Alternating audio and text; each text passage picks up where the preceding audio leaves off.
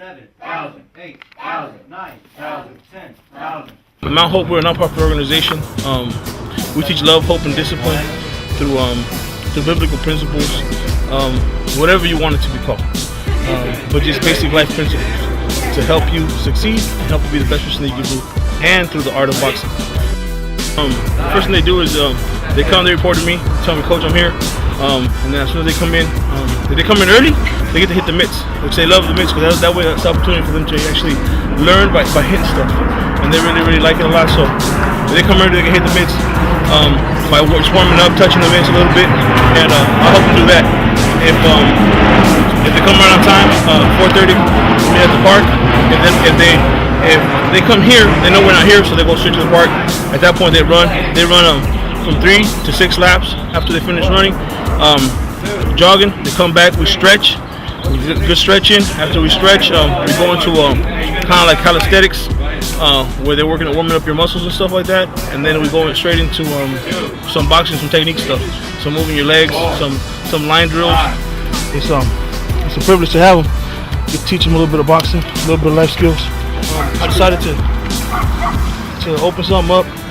I was in my driveway, and I was looking down towards the corner, and I seen a lot of kids and a lot of graffiti on that street right there, that area right there.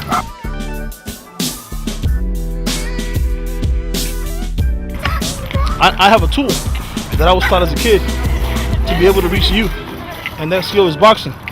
And I decided to open it up, and there was only my son and my nephew coming. And as I kept the garage open, we had kids coming, and they would stop by and look in and wonder what was it like.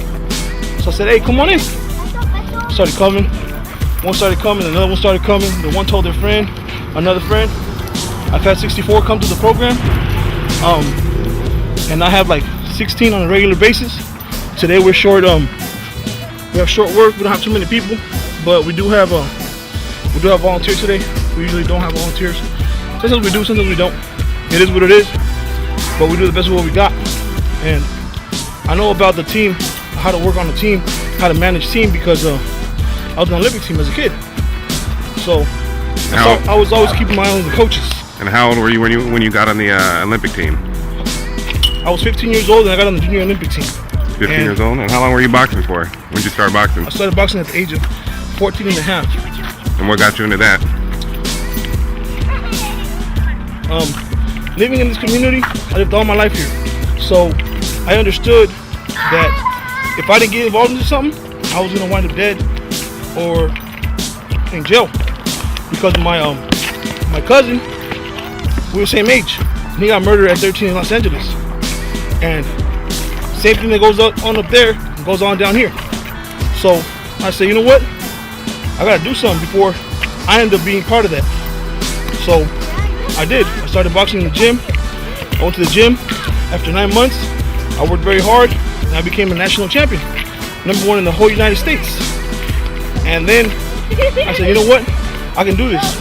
And I continued forward and made it to the 96 Olympic trials, lost in the quarterfinals, and then moved on from there. The neighborhood started with the cemetery, first of all, in 1869. George Marston and Alonzo Horton, they're the ones that started the whole thing. They're visionaries and pioneers in San Francisco. They came down to San Diego.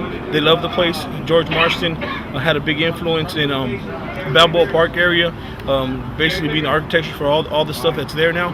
And basically Alonzo Horton is the one that renovated and started Old Town.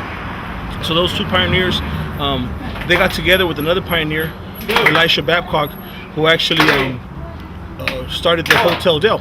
He's the one that actually bought that whole island for I believe it's $105,000 back in the 1860s, 70s, around there. He bought that island, and those three pioneers, they decided to get together and build a cemetery. And in that cemetery, they were buried. They actually wanted to rest there. As they got to the end of their lives, they began to wonder, I believe, what is it like? Where do I want to rest at when I'm gone? And they decided to bury themselves in Mount Hope. So they're at Mount Hope Cemetery, and that's how the neighborhood started. By 1871, the cemetery was complete. I don't know the exact dates when all of them passed, but they're all buried at Mount Hope Cemetery. The neighborhood started as a really small neighborhood with dirt roads. There's a couple people in the neighborhood that still live here that started when there were dirt roads, and their families started when there were dirt roads. So it's a very beautiful neighborhood, multicultural. It has a lot of different people, and this is where I grew up. And I want to do something for my kids, my community, because I don't want to pass and not leave nothing. I want to leave something for the next generation. To say, you know what? There was impact. There were people that cared. There were people that wanted to touch my life. And good. Faster. Faster. 15. 1. Now,